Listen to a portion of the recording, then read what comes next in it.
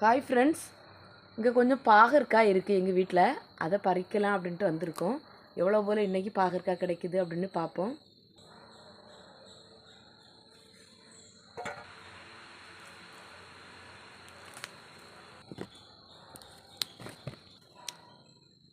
இங்கே பாருங்கள், இந்த பக்கம் ஒன்று ஒளிஞ்சிட்டு இருந்துருக்கு. எவ்வளோ பெருசாக இருக்குது பாருங்கள்.